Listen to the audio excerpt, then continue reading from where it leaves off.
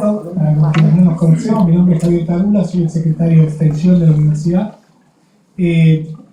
Como saben, estamos recorriendo durante este año un seminario vinculado a la enseñanza, a la lectoescritura, y creemos que estamos muy contentos con cómo viene respondiendo el sistema en general a esta invitación. Creemos que es un tema para nosotros, como lo decimos cada mes, es un tema que nos ocupa y nos preocupa, y por eso hoy queríamos tener una charla parcialmente distinta a las que venimos teniendo en los meses anteriores. Hemos recorrido diagnósticos, hemos recorrido metodologías, perspectivas de distintas características de cómo se aborda esta digamos, enseñanza de la lectoescritura. Hoy queríamos tener un panel en donde poder escuchar a protagonistas políticos al respecto de este tema. Nosotros estamos convencidos que es una problemática que tiene solución con expertos, con técnica, con metodología, pero también sabemos, somos muy conscientes que si detrás de esos expertos, de esas técnicas y de esas metodologías no hay respaldo político y liderazgo político, poco cambia. Entonces hoy estamos acá en presencia de tres importantes responsables políticos que han impulsado en cada una de sus jurisdicciones iniciativas vinculadas a este tema. Tenemos a Soledad Acuña, ministra de Educación de la Ciudad de Buenos Aires, a Isolda Calcina, ex ministra de Educación de Jujuy, y a Jaime Correas, ex director general de escuelas, que es el análogo a ministro de Educación de la provincia de Mendoza. Tres grandes amigos de la casa que hoy nos acompañan, y al señor rector de la universidad también, que va a ser un poco las veces de moderador y de articulador del debate. Así que bueno, bienvenidos Sole, Isolda y Jaime, muchas gracias por aceptar la invitación. Bueno, sin más, los dejo con ellos. Gracias. Muy bien, gracias Javier. Bienvenidos a todas a la Universidad de la Ciudad. Hay muchos aquí estudiantes, profesores de la universidad, y hay otras personas también del Ministerio de Educación de la Ciudad y docentes que nos están acompañando en este seminario. La verdad que muchas gracias porque podemos empezar de una manera tan puntual que asusta ya, ¿no? Hasta tenemos que hacer tiempo para no ser tan puntuales. Pero yo creo que eso también está dando muestras de que este es un espacio que nosotros le ponemos mucho cariño, mucha importancia, porque estamos realmente preocupados con el tema y porque creemos que tenemos que dar un debate profundo. Los datos de nuestros evaluaciones nacionales e internacionales en materia de comprensión de lectoescritura son realmente preocupantes. Argentina ha caído por abajo del promedio de América Latina, creo que lo dije en más de una reunión, pero que es un dato que hay que repetir porque está dando cuenta de un proceso muy complejo a mediano plazo que tenemos que poder revertir. Y sabemos que revertir esto no es una cosa de un día para otro, sabemos que es algo que tiene que ver con avanzar niveles de comprensión, de investigación, de cambios metodológicos, y también algo que nos atañe en el día de hoy, a cambios en las orientaciones y los énfasis de las políticas educativas en este sentido. Muchas veces frente a estos resultados se argumenta el problema de la pobreza, el problema de los orígenes socioeconómicos, que obviamente tienen un efecto sobre los niveles de aprendizaje, y obviamente lastran los problemas de aprendizaje, los desarrollos y posibilidades posteriores en materia educativa, de empleo, de desarrollo de la vida de las personas, pero que el capital cultural familiar no es la explicación directa a lo que nos está pasando. Obviamente podemos discutir bastante sobre esto, pero obviamente queremos traer como hipótesis de trabajo, y todo el seminario está armado sobre la hipótesis de que hay mucho del sistema, del funcionamiento del sistema, de las prácticas pedagógicas, de gestión, de las orientaciones metodológicas y de las propias definiciones de política que evidentemente están jugando y de manera no poco relevante en estos resultados. Así que con esta idea de que lo que está en nuestros márgenes de acción, como educadores, como responsables de política, como técnicos, investigadores, nos tenemos que hacer cargo de esto que está en nuestros márgenes de acción y de decisión para contribuir a la mejor educación, es que impulsamos este seminario. En el caso del día de hoy, invitamos a 3 personas que han tenido y tienen responsabilidades de gestión importantes, digamos, a cargo de ministerios de educación y que han impulsado acciones en materia de enseñanza en lectoescritura y de algún modo el objeto de la conversación de hoy va a ser un poco esto. Sabemos que son realidades complejas, multidimensionales, procesos de mediano plazo y que atañen a muchos niveles. Obviamente, nivel de las prácticas de enseñanza, de las prácticas de gestión, de los materiales, de la formación de los docentes. Todas estas dimensiones y variables en su combinación seguramente podrá estar en parte la respuesta que cada uno de los ministerios y cada uno de quienes aquí hoy nos acompañan, bueno, veremos de qué manera empezamos a esbozar respuestas en este sentido. Obviamente nos falta mucha investigación, nos falta mucha discusión y este seminario viene a aportar en esa dirección. Así que la idea es, sin más, la idea es que cada uno de nuestros invitados e invitadas van a tener aproximadamente 15 minutos para presentar un poco la experiencia que han desarrollado cada uno en sus jurisdicciones y en función de eso después abriremos un espacio, vamos a tener por lo menos 1 hora para poder intercambiar, hacer preguntas e ir intentando llegar a algunas respuestas a lo largo de estas 2 horas. Así que vamos a darle entonces el micrófono a Jaime Correas, ex director general de escuelas de la provincia de Mendoza. Jaime. Bueno, buenas tardes. Muchísimas gracias por la invitación y la oportunidad de contar un poco la experiencia de Mendoza y empezar por valorizar justamente lo que planteaste de la dimensión política. La verdad que estoy convencido, después de haber pasado por la gestión, que se pueden tener los mejores programas, que si no hay los gestores políticos para llevarlos adelante, esos programas suelen naufragar y suelen no llegar. Yo lo voy a tratar de contar anecdóticamente qué fue lo que pasó, qué nos encontramos y qué intentamos hacer con el gobernador Cornejo de 2015 a 2019 y que ha tenido continuación hasta hoy y que se sigue haciendo para bueno, después si hay preguntas que cada uno plantee lo que le parezca que haya que poner en cuestión o discutir.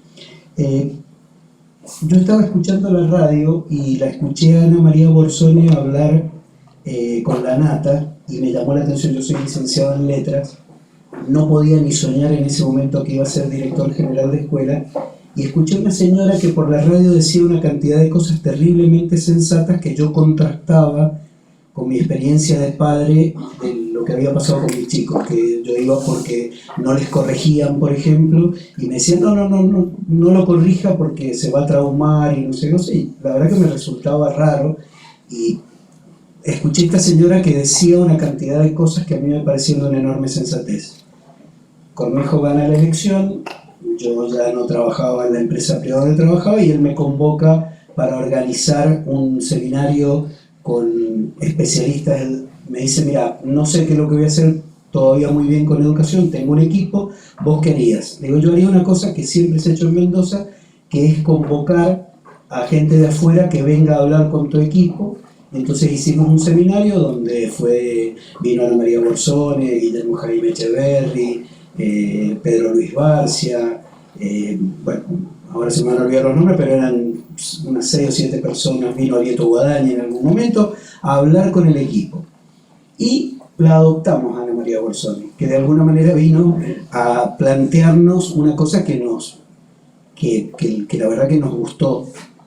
En ese primer seminario, en el cual Cornejo ya había sido elegido gobernador, insisto, yo no sabía que yo iba a ser director general de escuela, porque todavía no me lo había propuesto, la escuchamos y yo, rastreando después con la gente que me acompañó en la gestión, descubrí que en general los docentes estaban bastante desencantados porque les imponían una cantidad de cosas que no les gustaban. Y ahí descubrí que había un debate ideológico que tenía que ver con esto de no corregir y que tenía que ver con este asunto de que no hay que registrar las faltas y de que no hay que llevar adelante la disciplina y que no hay que hacer una cantidad de cosas que si ustedes me dijeran que la hemos hecho y nos ha ido fantástico, pues bien, la seguimos haciendo y nos va a seguir yendo fantástico. Pero como no nos va fantástico, nos va bastante mal, empezamos a indagar a ver qué pasaba.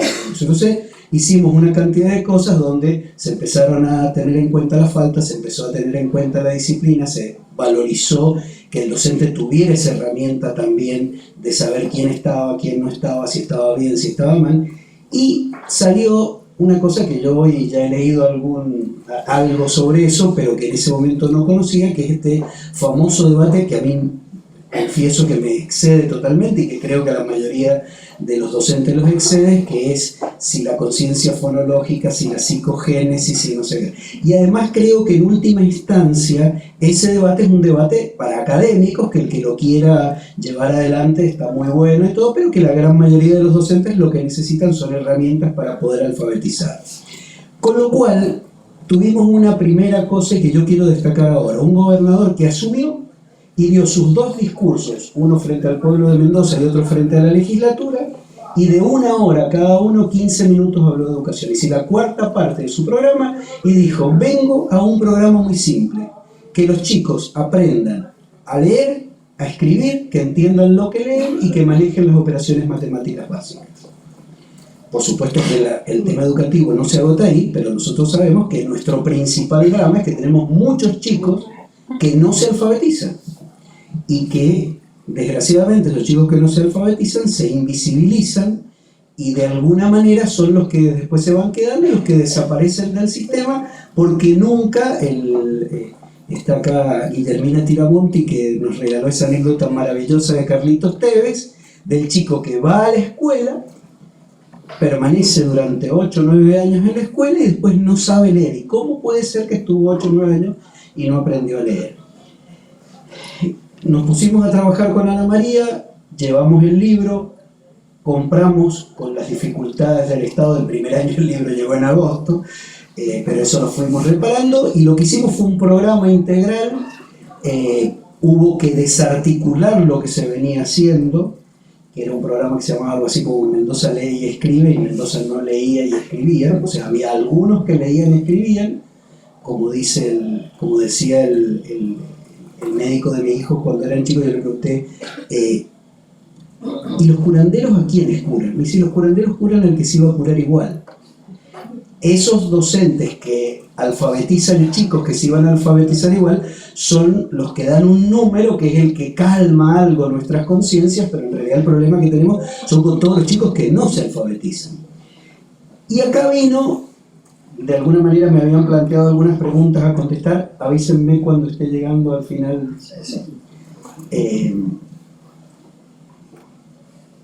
Acá vino instalar un programa. Yo creo que esto tiene una épica, que es muy necesario que todos los que intervienen, por supuesto desde los funcionarios, el sistema educativo y los docentes estén muy implicados en ese programa. En este caso se consiguió ¿por qué? Y yo supe que esas dos cosas iban a funcionar bien. Una, la figura de Ana María, muy disruptiva, iba y decía todas las cosas inconvenientes, se peleaba con todo el mundo, decía barbaridades, se hizo famosa por eso. Y después el personaje de Klofki, del libro, que por mi formación profesional yo dije, esto va a funcionar, y creo que no me equivoqué, porque de alguna manera todos encontraron algo de qué agarrarse, de qué tomarse y dejarse llevar.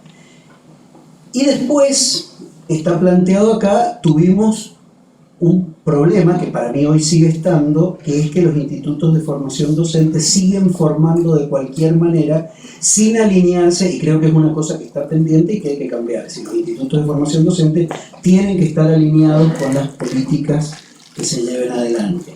¿Esto cómo se suplió? Y se suplió con mucho trabajo de campo. Se suplió, llegó a un punto que había un grupo muy amplio de inspectoras, de supervisoras, perdón, y de directoras que capacitaban gratuitamente, o sea, armaron un grupo para salir a capacitar. Obviamente la llevamos a Ana María trabajó con diferentes y fue de alguna manera transfiriendo conocimiento y armando toda una red muy importante, y se fue creando, y acá viene donde sí creo que viene la política, se fue creando una mística de que había una tarea para realizar. La verdad es que nosotros plantamos esta semillita entre 2016 y 2017 y son esas cosas que uno hace de largo plazo, que no sabe qué es lo que va a pasar. La verdad podría haber sido un fracaso enorme, o no, o podría no haber, porque va germinando muy de a poquito. Tengo el orgullo de que nosotros hicimos una prueba de fluidez lectora al principio y vimos que estaba todo muy mal, y hoy ya la provincia de Mendoza las hace regularmente. Hemos hecho censos, la actual gestión, con la cual yo sigo tratando de colaborar todo lo que puedo, ha hecho censos de fluidez lectora que ya ha dado resultados que son obvios. Chicos que estaban en 4º grado y tenían más fluidez lectora que chicos que estaban en 7º y en 1er año que no habían pasado por el programa.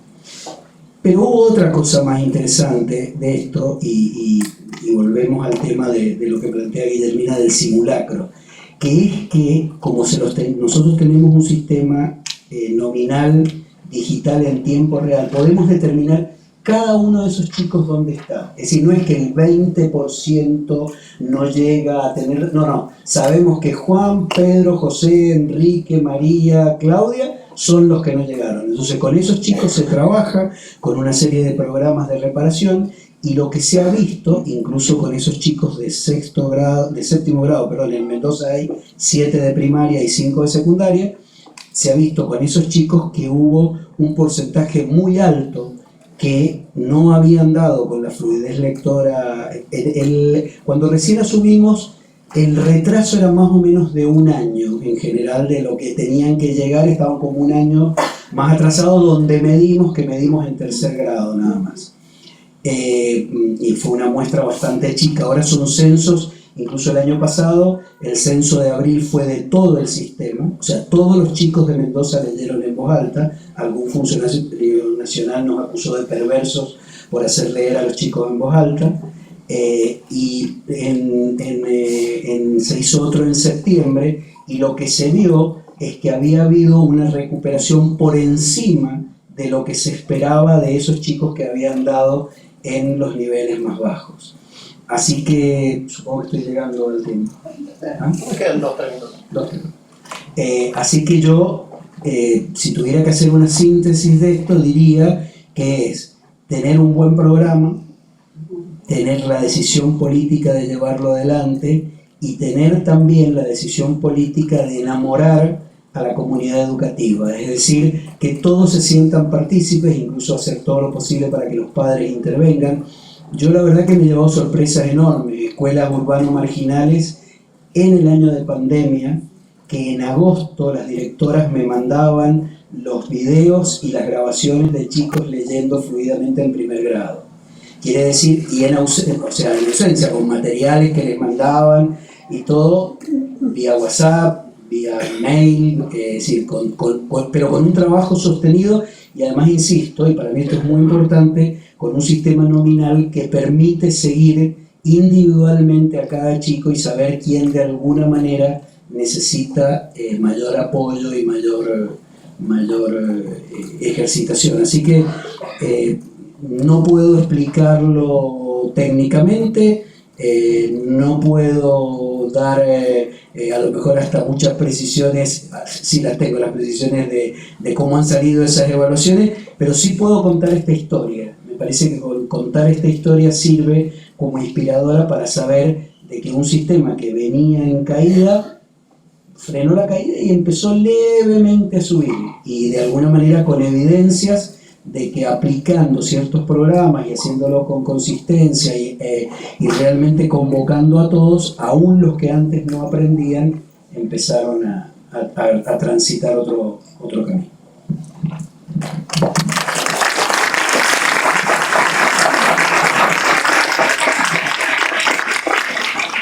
Y son las 5. Gracias, muchas gracias a la universidad por la invitación. Gracias por contarnos con Sole, con Jaime, a todos ustedes. Buenas tardes, un gusto estar acá. Yo también voy a contarles un poco la experiencia en Jujuy, por supuesto muy diferente, porque es un contexto muy distinto. al que tienen ustedes, al que vivió Jaime. Nosotros llegamos en Jujuy en 2015 a gobernar la provincia después de una historia muy larga de un solo signo político. Encontramos un sistema educativo con gran cantidad de falencias, una situación, primero una emergencia edilicia que se declaró inmediatamente, asumimos, porque los edificios escolares estaban realmente en una situación compleja, pero precisamente había una crisis muy grande derivada especialmente del manejo de co-gobierno, diría yo, gremial con las autoridades educativas. Este era muy complejo porque significó para nosotros una sucesión de huelgas que la provincia tuvo durante muchos años, puso a Jujuy en una situación muy compleja. Tuvimos varios años en los cuales los chicos pasaban de grado solamente por decreto, en algunas circunstancias hasta con 66 días de clase. Vivimos un momento muy singular y era para todos nosotros vital recuperar la educación que Jujuy siempre supo liderar el NOA en materia educativa. Nosotros tenemos una gran cantidad de escuelas rurales, la mitad de escuelas en la provincia son rurales, y por supuesto que esa realidad nos emparenta mucho con la región NOA, que tiene también las mismas características geográficas, sociodemográficas, y nosotros claramente veíamos que era imprescindible entrar en una senda donde recuperar la cultura del esfuerzo, recuperar la educación como ese motor de la transformación personal y comunitaria. Encaramos rápidamente un proceso donde socializar con la familia, con los docentes, el Estado en que estamos. Nos abrazamos rápidamente a la declaración de Purmamarca, en la cual habíamos definido muy claramente esa educación y que nosotros aspirábamos un modo diferente que se enseña y aprende. Y también abrazamos la decisión nacional de evaluar, porque era imprescindible tener una línea de base sobre la cual empezar a trabajar. Teníamos con una cultura de información muy deprimida, entonces rápidamente actuamos difundiendo esa necesidad, tratando de generar conciencia en la importancia de tener datos, de tener buena información, para a partir de ahí todos poder mejorar. Empezamos, después de la primera prueba de aprender, generamos una convocatoria pública que se llamó Pacto Social por la Educación. Esto fue convocar al diálogo en todas y cada una de las instituciones escolares. Allí lo que hicimos fue mostrar los resultados de aprender, mostrarles a los docentes, a los padres, a la comunidad, también a los diferentes sectores de cada comunidad, pues convocamos también a las entidades productivas, a los actores sociales, culturales, académicos, de cada comunidad, a mostrar la escuela que teníamos, a mostrar lo que éramos, lo que aprendían nuestros chicos, e invitarlos a pensar juntos qué escuela queremos. Esto tenemos y qué escuela queremos. Se hicieron más de 900 mesas de diálogo. Hemos recibido 130.000 aportes y sistematizando todo ese esfuerzo vimos que claramente el sentido de provocar el diálogo social sobre la educación, de convocar a la reflexión sobre lo que estábamos generando y lo que no generábamos desde la escuela, era paso fundamental para revalorizar la educación dentro de nuestra comunidad, en la cual tal vez el paradigma, el aspiracional era ser piquetero, porque teníamos una dirigente como Milagro Sala que había logrado, sin estudios, sin nada, casi gobernar la provincia. Entonces, ¿cómo mostrar a los chicos que la escuela, que generaba un desafío, un esfuerzo, que generaba una disciplina, era importante si veían que aquellos que hacía tiempo que sus padres no trabajaban, 2 o 3 generaciones que no habían trabajado, ellos veían que tenían un pasar repentinamente muy superior al que cualquier otro ser humano que trabajara comúnmente. Era un gran desafío reinstalar la noción de que el progreso deriva del esfuerzo y que la educación es el factor, el motor de esa transformación máxima en este siglo, en que la sociedad de información y de conocimiento nos han puesto de cara a una revolución tecnológica que cambia la vida de toda la humanidad. Entonces, ese pacto por la educación fue realmente paradigmático. A partir de ahí, buscábamos y conseguimos compromiso familiar. Empezamos a notar que los padres avanzaron en la noción de cooperación y colaboración hacia la escuela. Hasta ese momento, la actitud familiar era muy crítica porque el docente hacía mucha huelga, mucho paro, los chicos no tenían escuela. Los docentes, por su lado, también tenían postura crítica, que yo si en la casa no colaboran, no cooperan, bueno, en fin, esa tensión era parte de lo cotidiano en el clima de escuela, que realmente era muy complejo. Trabajamos con los directores generando un proceso de aprendizaje muy intenso. Recuerdo con Esteban que nos ayudó muchísimo a hacer un proceso de formación de directivos que nos permitió llegar a la médula de ese corazón que tiene la escuela, que son sus directivos, ¿no?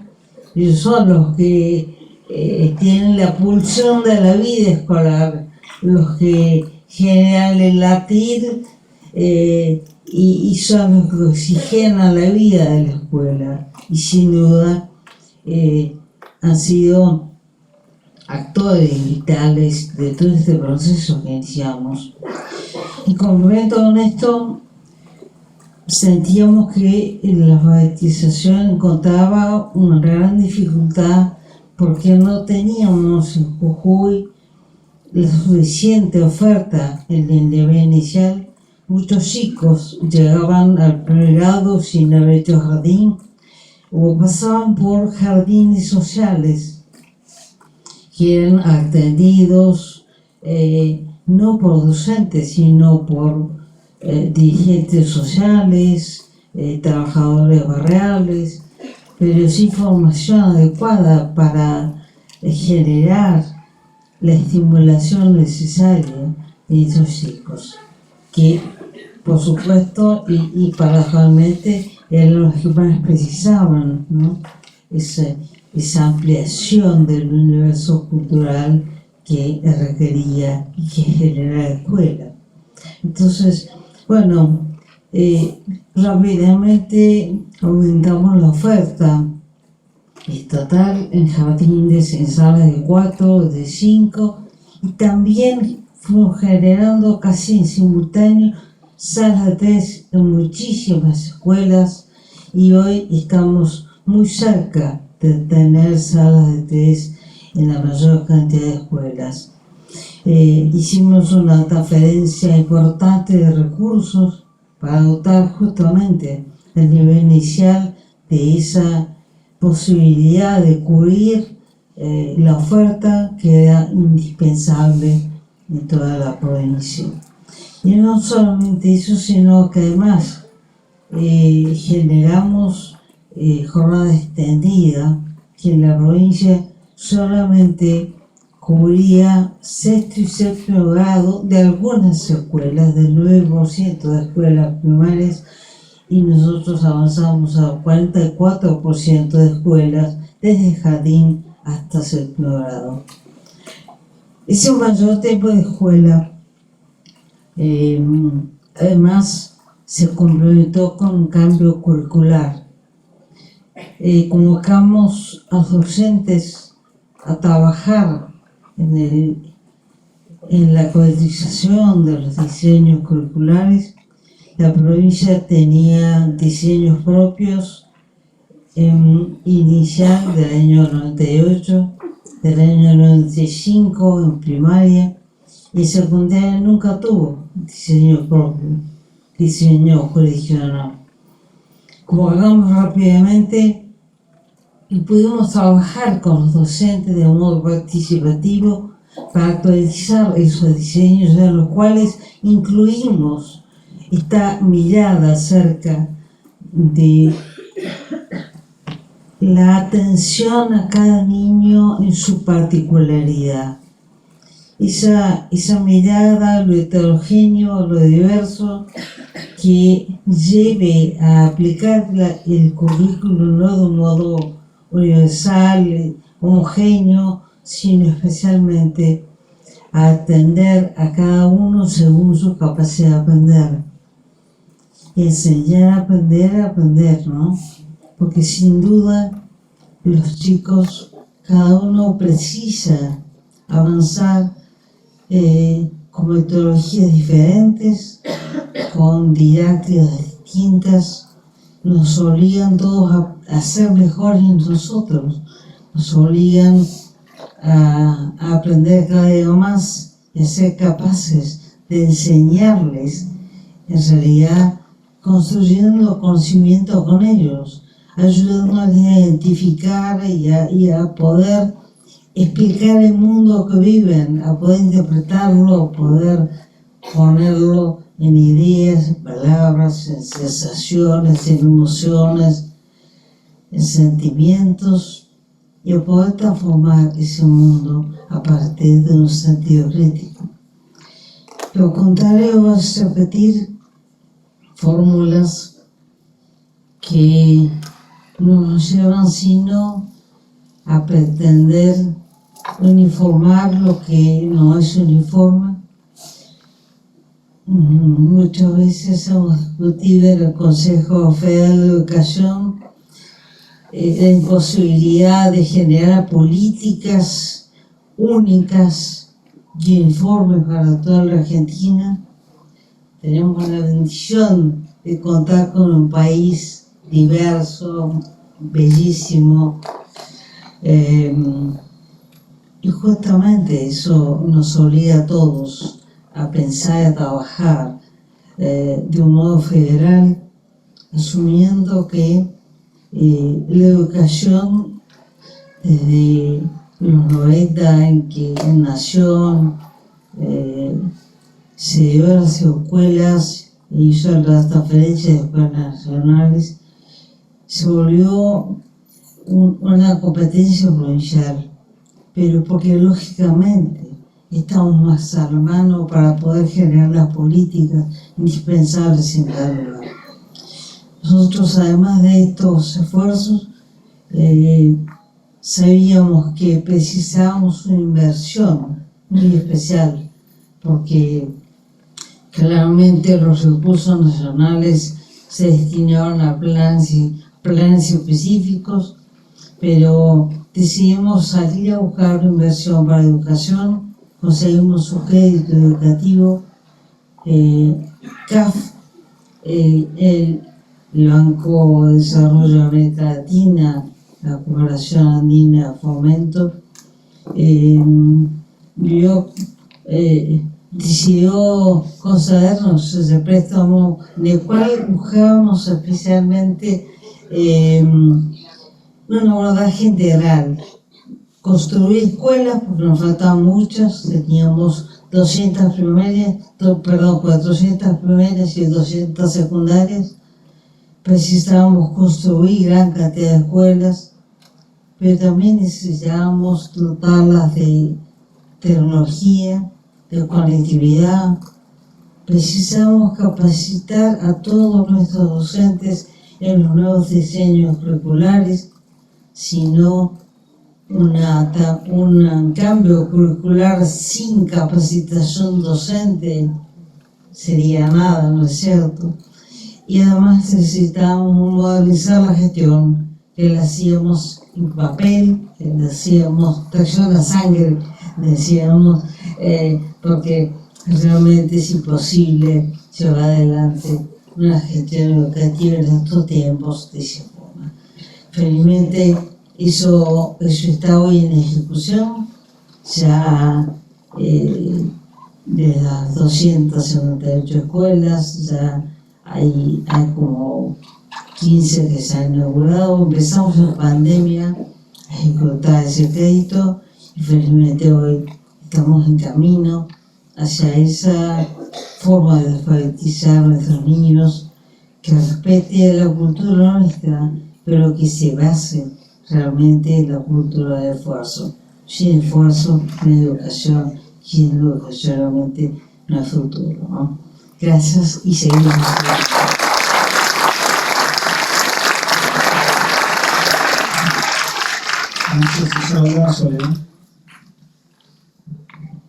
Bueno, buenas tardes a todos, a todas. Muchísimas gracias, Mariano, por generar este espacio. Para mí siempre es un honor venir a la universidad, porque es la universidad de la ciudad, la primera universidad de la ciudad de Buenos Aires, y por lo que significó como discusión y como parámetro para pensar la educación desde un lugar distinto y sobre todo lo más importante, que es la formación de los formadores. Así que para mí es un honor estar acá.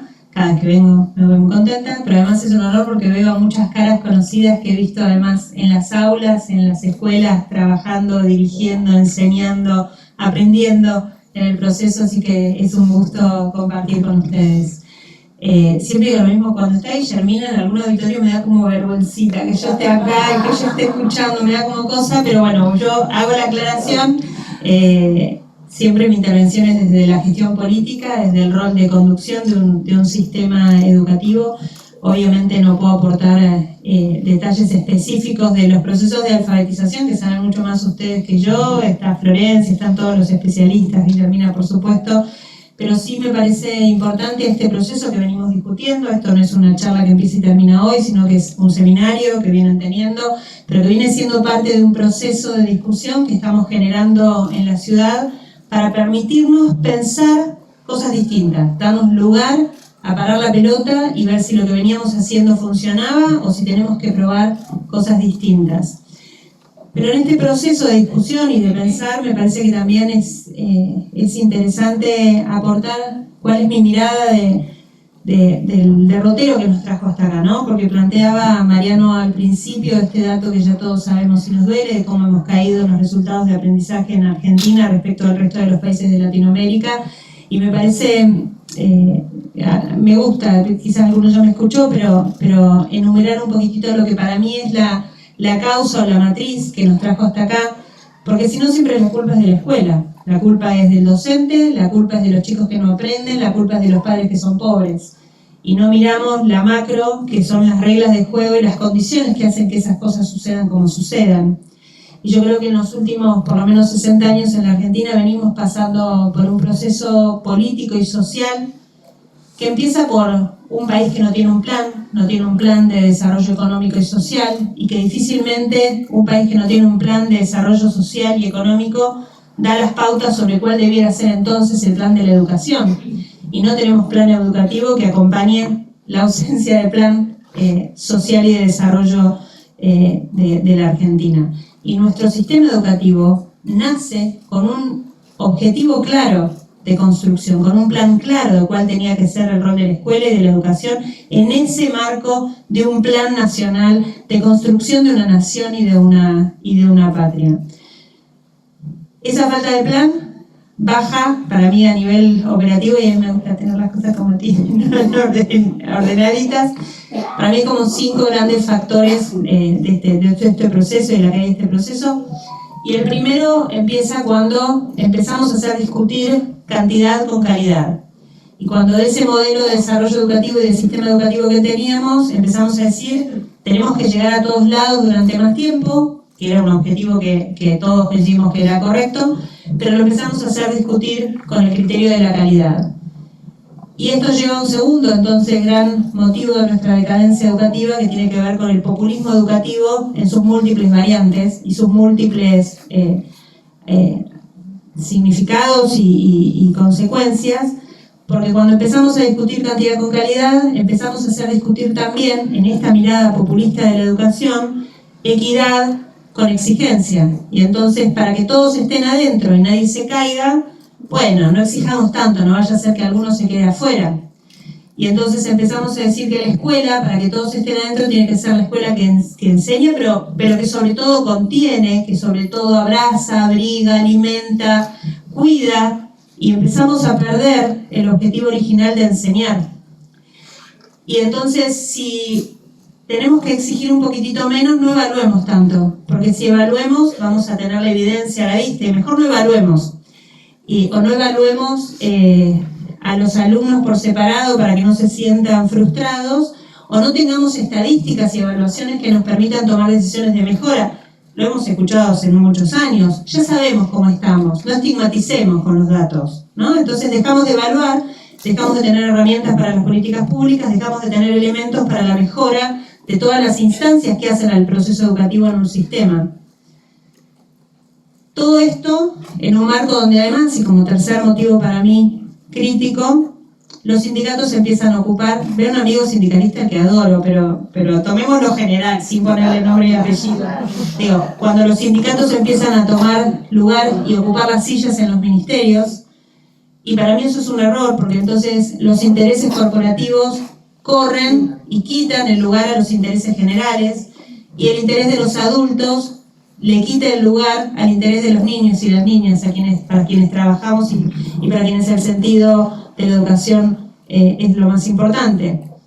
Y eso nos viene pasando hace muchos años a nivel nacional, y cuando hablamos de seterismo educativo hablamos de esto, pero también a nivel provincial en muchas de las jurisdicciones. El cuarto problema para mí estructurante de toda esta caída de la educación y de los niveles educativos tiene que ver también, para mí, con un mal criterio del federalismo educativo. Los tres respondemos a jurisdicciones distintas, completamente distintas de nuestras realidades, pero justo estamos acá 3 provincias que priorizamos la educación. 3 provincias donde los gobernadores han decidido que la educación sea importante, se le asignan recursos y tiempo de decisión. Pero no pasa en las 24 provincias lo mismo. Y entonces empezamos a hablar de que el problema es que no hay plata y una provincia no puede más porque es pobre, y en realidad esa provincia recibe más plata que otras para hacer lo que debería hacer y no lo hace. Yo siempre pongo el mismo ejemplo. Las escuelas de los sábados que abrimos desde abril del año pasado para que los estudiantes de secundaria recuperen las materias en proceso y las materias previas, lo financiamos con recursos nacionales. La misma plata que podría haber usado Formosa en lugar de decidir que promociona con 19 materias. Entonces, el federalismo educativo mal entendido hace que no haya un Ministerio de Educación Nacional con herramientas, con poder de acción concreto, para garantizar que en una provincia, por ejemplo, los chicos tengan clases. Y tenemos a Chubut, que durante el año 19 no había pandemia, durante el 20 y el 21, que tampoco había pandemia, los chicos en total tuvieron 180 días de clases, en 3 años. ¿Y qué hacía el gobierno nacional? Nada, porque el federalismo, porque la provincia, porque la autonomía. Entonces, para mí, el mal entendimiento del federalismo educativo hace que tengamos ministerios de educación nacionales débiles que no pueden cumplir su misión fundamental, que es la de garantizar que todos los niños y niñas de la Argentina, no importa el código postal, tengan acceso al mismo servicio educativo. Y a esos chicos de Chubut nadie se los garantizó. Y a los chicos de Formosa, que se reciben sin haber aprendido, nadie les está garantizando nada. Ni el Estado municipal, ni el Estado provincial, ni el Estado nacional. Entonces, el federalismo que hace a la riqueza y a la diversidad, mal entendido, sin un sistema institucional con reglas claras, deja vulnerables a los niños y deja vulnerables a aquellas provincias donde no hay una decisión y una mirada política de que la educación sea prioritaria. El quinto punto que para mí ha sido factor determinante de esta crisis educativa es entre esta pérdida del sentido de la escuela como lugar para aprender y enseñar, para ser reemplazado por un lugar para comer y abrigar, hemos perdido, porque además esto es ideológico, la vinculación entre la escuela y el mundo del trabajo. Y hablar de formar para el trabajo y vincular a la escuela, y sobre todo a la escuela secundaria, con el mundo del desarrollo productivo y de la economía es neoliberal y de derecha. Y nos olvidamos que los chicos en una sociedad capitalista como la que vivimos hoy, mañana no sabemos, hoy vivimos en una sociedad capitalista y los chicos cuando terminan la escuela tienen que trabajar para ser felices, es lo que quieran, pero tienen que trabajar. Y si no les damos las herramientas mínimas para garantizar que puedan insertarse en ese mercado laboral, que es el actual en un sistema capitalista, no van a ser felices tampoco. Entonces, esta cosa sesgada, ideológica, de formamos individuos con conciencia crítica, el mercado es el opresor y no sé qué cosa, porque ni me sale ese discurso, ha hecho que terminen los chicos de la secundaria y que sigamos todos diciendo no, porque la escuela técnica tiene una orientación clara, ahora los bachilleratos. Y la verdad que la mayoría son bachilleratos. La verdad que la mayoría salen sin una orientación clara de qué pueden hacer el día de mañana cuando terminen la escuela. Y esa es responsabilidad del mundo adulto, no es responsabilidad de los chicos. Entonces, todos estos factores, en un contexto donde además, y acá para mí lo que aprendí en la pandemia y vi más claramente en la pandemia, donde además la sociedad está ocupada por la coyuntura, le deja terreno fértil a los que quieren o tienen intereses corporativos determinados. ¿Por qué digo esto? Porque cuando las familias no tienen tiempo de ocuparse de la educación de sus hijos, porque se están ocupando que no llegan a fin de mes, porque se ocupan de que no tienen laburo, porque se ocupan de que la seguridad cuando salen sus hijos o vuelven sus hijos de la escuela, o cuando las madres tienen que ir o volver a trabajar. No pueden pensar que la educación es lo que construye el futuro y es lo que los determina. Y si ustedes miran las estadísticas antes de la pandemia, cualquier encuesta de opinión pública que relevara sobre cuáles son los principales problemas de los argentinos, la educación estaba en el lugar 14 para abajo. Y si para la sociedad la educación no es un problema que ocupe y que preocupe en el día a día, ¿por qué debiera hacerlo para los políticos? ¿Por qué debiera hacerlo para los medios? Si a la sociedad no le interesa y no lo manifiesta, ¿por qué les van a interesar los políticos? ¿Qué pasó en la pandemia? Se cerró la escuela, a todas las escuelas, los que tenían plata, los que no tenían plata, los que tenían una mejor, los que tenían una peor, se cerró todas las escuelas. La escuela entró en todos los hogares y las familias empezaron a ver lo que significaba enseñar y empezaron a ver cómo aprendían sus hijos y empezaron a ver qué significaba que no pudieran salir y todo lo que ya sabemos que le hicimos a nuestros pobres hijos durante el encierro de la pandemia. Y entonces salieron a la calle. Y salieron a exigir y empezaron a decir, che, paren, todo bien con todo lo demás y la salud, pero la educación importa y las escuelas tienen que estar abiertas. Y cuando eso pasó, los políticos y la política en general empezó a decir, bueno, capaz no hay tanta pandemia y capaz podemos abrir las escuelas y por ahí podemos hacer las PASO, tener las elecciones y abramos las escuelas. No, pero eso pasó cuando las familias empezaron a poner en voz alta que la educación importaba. Entonces, todo lo anterior que comenté, estos 5 factores que para mí son parte de lo que nos puede hacer entender la caída de los resultados educativos, sucedió todo eso ante la no mirada de la sociedad. Post pandemia, esto cambió. Cambió cuando salieron a la calle, pero también cambió en el día a día de hoy, porque yo las escucho a todas cuando voy a las escuelas y hablo con ustedes, o tengo reuniones con directivos, o tengo reuniones con docentes, o tengo reuniones con familias, y la demanda de las familias cambió. Hoy las familias, cuando tienen al menos reuniones conmigo, ya no es solamente el comedor y la infraestructura. Hoy me dicen que sus hijos no aprenden lo suficiente. Hoy me dicen que hay un buen o mal docente. Hoy me dicen que qué van a hacer el día de mañana con estos trabajos que todavía no existen y cómo los estamos preparando. Hoy me hablan del ausentismo docente en media, mucho, mucho. Entonces hoy la demanda de la sociedad está mucho más clara con la mirada puesta en la educación. Y eso nos da una ventana de oportunidad. Y a esto quería llegar con toda esta introducción. La ventana de oportunidad. ¿Por qué la ventana de oportunidad? Porque los cambios profundos en educación no se pueden hacer solos. Y eso lo aprendí también con la discusión de la universidad. Cuando no hay una sociedad activa, los que tomamos decisiones de política pública estamos solos. Porque del otro lado, el único actor organizado, el único actor movilizado, es el sindical. No hay familias organizadas, estudiantes organizados, docentes organizados pero no sindicalmente. Del otro lado, el único actor que nos interlocuta es el sindical. Entonces, las grandes reformas, sin un proceso de diálogo, de consenso, de acompañamiento social, son muy difíciles. Y ese proceso de consenso y de acompañamiento social no se da en todos los momentos, porque la gente tiene un montón de ocupaciones en su cabeza. Y es muy difícil convocar a las familias, a los docentes, a hablar de determinadas reformas cuando hay otras ocupaciones que nos llenan el tiempo de nuestra cabeza. Entonces yo digo que ahora hay una ventana de oportunidad, porque hoy las familias están mucho más presentes, mucho más ávidas de reformas que transformen de verdad, porque ustedes, los docentes, se dieron cuenta no solo de que ya lo sabían, la falta que hacían y lo imprescindibles que son en el proceso de enseñanza, sino también pudieron ver en concreto que mucho de lo que ustedes estaban haciendo en las aulas no daba resultados. Y tienen la oportunidad y se animan más a decirlo, y se animan más a repreguntarse y a cuestionarse por qué estamos haciendo esto como lo estamos haciendo y no podemos utilizar otras formas. Y se ve clarísimo con el tema de la alfabetización inicial. Si ustedes se acuerdan, cuando nosotros fuimos colegas de Consejo Federal en la época de Esteban ministro, uno de los primeros planteos que hizo Esteban fue pasar a modelo de conciencia fonológica, que muchas de las provincias, como ustedes lo venían haciendo, lo hicieron. Nosotros en Capital no estábamos en condiciones de dar esa discusión, porque era una discusión de neoliberales versus progresistas. Era una discusión ideológica. En lugar de ser una discusión pedagógica, era una discusión ideológica.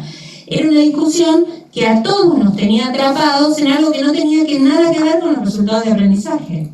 Entonces era muy difícil en ese momento, y quizás yo no tuve la visión para verlo tan claro como lo podemos ver ahora, de que era importante cambiar esa estrategia de enseñanza. Ahora, con los resultados de la pandemia sobre la mesa, nos dimos cuenta y tuvimos la oportunidad de decir, bueno, ya, esto no alcanza. No está mal, no es que está mal, no alcanza. Es otra realidad, para otro momento, para otros chicos, con otro contexto. Ahora necesitamos cambiar. ¿Y por qué se adoptó tan fácil, digo, con lo que cuesta, pero más fácil por parte del sistema educativo, por todos ustedes? Porque ustedes lo veían en las aulas. Porque si antes costaba, ahora cuesta mucho más. Y entonces ustedes mismos empezaron a demandar otras herramientas, otros recursos, otras estrategias y más libertad para poder tomar del diseño curricular algo que algunos nunca quisieron ver, pero que está presente, que es la posibilidad de usar otras estrategias de acuerdo a la diversidad dentro del aula. Entonces, esta ventana de oportunidad es la que estamos aprovechando ahora, con una sociedad que mira, con docentes que se animan a decir, che, esto no está, es lo que me enseñaron para que enseñe, pero no es lo que me sirve para estos chicos, y estamos pudiendo avanzar con este cambio, que no es pasar de un modelo al otro, no es pasar del modelo constructivista al modelo de la conciencia fonológica, significa entender, de acuerdo a la realidad del aula, cuáles son las mejores estrategias, con una necesidad adicional, que es la de acelerar procesos, porque perdimos 2 años, y esos 2 años los queremos recuperar, no como facilitar, no para facilitar, sino al revés, para generar las oportunidades para que los chicos realmente aprendan.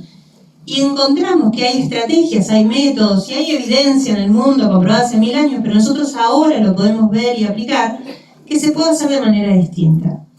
Y por eso también, conversando con Mariano, lo que dijimos es, ¿cómo podemos hacer? Porque no es solamente capacitación docente, no es solamente te cambio los manuales, los libros de texto por este cuadernillo, no es solamente la ministra diciendo vamos a ir por este otro lado, es armar estrategias para que en esto de la sensibilización y el incorporar a todos los actores en el proceso, vayamos entendiendo cuáles son las mejores prácticas y cuáles son las mejores herramientas. Y por eso desde la universidad están acompañando este proceso que iniciamos en el ministerio, generando, por ejemplo, estos espacios de debate, estos espacios donde nos animemos a pensar, donde nos animemos a mirar otras experiencias, donde nos animemos a mirar y a escuchar otra evidencia y aprendamos también otras estrategias para enseñar que quizás no habíamos aprendido en su momento o que quizás no nos animamos a usar en otro momento. Y no como una manera única, porque tampoco es que a partir de ahora la única manera en la que vamos a alfabetizar es esta, sino para tener las herramientas, porque creo que lo que viene, la diversidad que viene, los desafíos enormes, con los cambios constantes que tenemos para adelante, nos obligan a que tengamos una batería enorme de herramientas y que ustedes, los docentes, se sientan habilitados porque tienen las herramientas y porque hay libertad para poder hacerlo, porque es el enfoque, que puedan utilizar en cada caso la herramienta que más convenga en cada una de esas situaciones. Y sumado a eso, y ya todos saben lo que estamos haciendo en alfabetización, y no vale la pena que les cuente, pero es un esfuerzo enorme, pero sí me parece importante ponerlo también en la mesa, disparamos un proceso de discusión del diseño curricular de primaria, que no es, desde mi perspectiva, el cambio del diseño de curricular de primaria, porque si no, convocaría a unos curricularistas que se sienten en una oficina y me lo escriban, sino lo que estamos haciendo es buscando la oportunidad de pensar grupalmente y colectivamente una nueva escuela primaria. El diseño curricular tiene que ser el disparador de pensar una nueva estructura y organización de la escuela primaria. Y por eso en este proceso no solo hay curricularistas, que están, Nancy, ¿no? Tenemos curricularistas ahí con perfecto. Hay curricularistas, menos mal, sino que también hicimos, antes de las vacaciones, antes del receso de invierno, una convocatoria con una encuesta para todos los directivos y para todos los docentes, que si hay alguno que no lo haya completado, les pedimos que lo complete, porque después se quejan de que no participan, pero entonces hicimos una primera encuesta. Esas encuestas siguen ahora con procesos de diálogo y discusión que se están haciendo de forma presencial y de forma virtual. Ese proceso continúa con consultas que vamos a hacer a las familias sobre cuáles son las expectativas que tienen de la educación de sus hijos. ¿Para qué mandan ellos a la escuela primaria? ¿Qué esperan del proceso y de la experiencia de la educación primaria? ¿Y hasta dónde se comprometen ellos también en ese proceso de aprendizaje y de formación de sus hijos? Este proceso continúa con espacios con los propios chicos hablando de la escuela que se imaginan, la escuela que esperan, dándole voz a los chicos para que ellos mismos nos digan también y nos den pistas sobre cómo tiene que ser la escuela que tenemos que diseñar para adelante. Este proceso también continúa convocando al sector productivo que nos diga cuáles son las vocaciones que hay que despertar en la escuela. Si somos una ciudad cuyo eje de desarrollo económico más fuerte hoy son las industrias basadas en el conocimiento, las industrias tecnológicas, las industrias creativas, ¿qué vocaciones tenemos que despertar en la escuela primaria? ¿Qué vocaciones tenemos que despertar desde el jardín? Porque el 5º año de la secundaria es recontra tarde para despertar una vocación científica y tecnológica. Entonces, ¿qué tenemos que hacer desde la escuela primaria para que después tengamos esas vocaciones que el sector productivo para el desarrollo social necesita? Este proceso de discusión continúa también animándonos a pensar la inclusión. Si seguimos pensando que la inclusión la integración, lo dije bien, me cambian siempre, ¿ven que todas las palabras acá en Capital cambian de sentido? No puedes decir una cosa, no puedes decir capacidad, no puedes decir discapacidad, te van cambiando como te. Ahora, la inclusión de verdad no significa poner más adultos dentro del aula. La inclusión de verdad no significa que eliminemos las escuelas especiales. La inclusión de verdad no la vamos a tener nunca si seguimos pensando que instituciones cuadradas le vamos a meter chicos redondos adentro y van a entrar. Para una inclusión de verdad tenemos que volver a pensar la escuela primaria. Tenemos que volver a pensar los agrupamientos, tenemos que volver a pensar las cargas horarias, tenemos que volver a pensar las estructuras de organización de la escuela. Todo eso es lo que me espero y estoy proponiendo que nos animemos a discutir con el disparador, para no decir con la excusa, del diseño curricular de primaria. Porque esto no es solamente pensar y discutir cómo alfabetizamos, porque los chicos leen peor que antes, comprenden menos que antes y escriben mucho peor que antes, sino que si queremos formar de verdad a los chicos para un mundo que está cambiando todos los días, necesitamos pensar la escuela también otra vez con otras perspectivas. Y a ese proceso donde nos animamos a pensar cómo alfabetizamos, le quiero sumar que nos animemos a pensar también cómo nos organizamos en este proceso de enseñanza y aprendizaje. Y para eso estamos acá, para que nos animemos a pensar más, para que nos desafiemos a repensar todo lo que hacemos todo el tiempo y que en ese proceso sigamos creciendo y sigamos construyendo el futuro. Muchas gracias.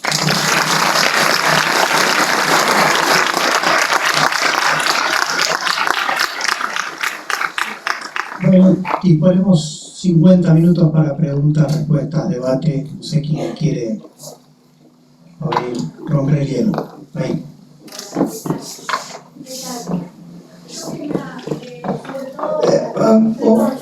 Presentate y decir quién sos y qué haces.